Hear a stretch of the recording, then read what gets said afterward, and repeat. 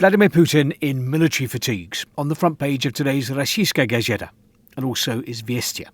The Kremlin leader visited a command post and met with military chiefs to discuss the so-called special military operation, Russia's war in Ukraine. What's the messaging here and who is it aimed at?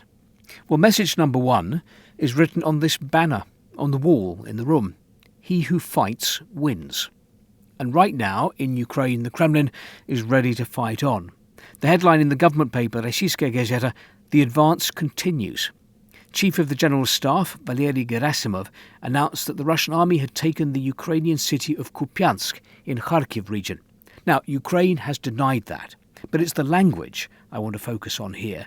Kupiansk has been liberated. Keep in mind, Russia invaded Ukraine. The Russian army has been seizing Ukrainian territory.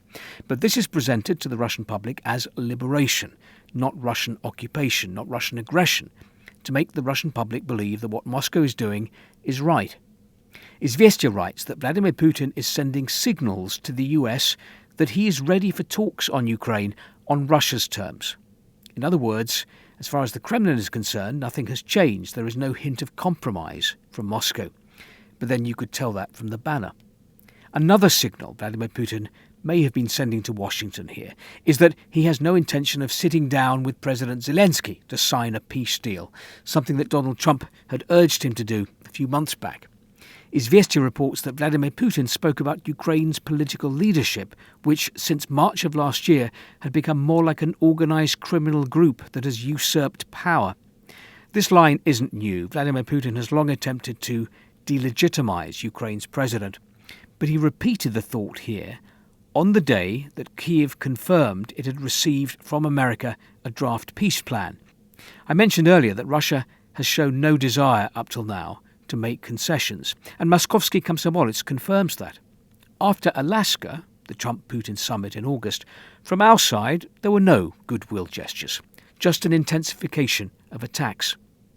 Back to President Putin, he also referred to the corruption scandal in Ukraine, claiming that Ukraine's leadership is hardly thinking about the fate of ordinary Ukrainians, ordinary soldiers.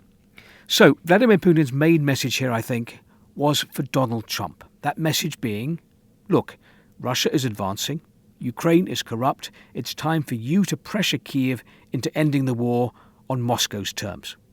However, the Russians are fully expecting pushback, not only from Ukraine, but Europe. Izvestia writes, Europe may attempt to interfere in the negotiation process that lies ahead and try to derail it.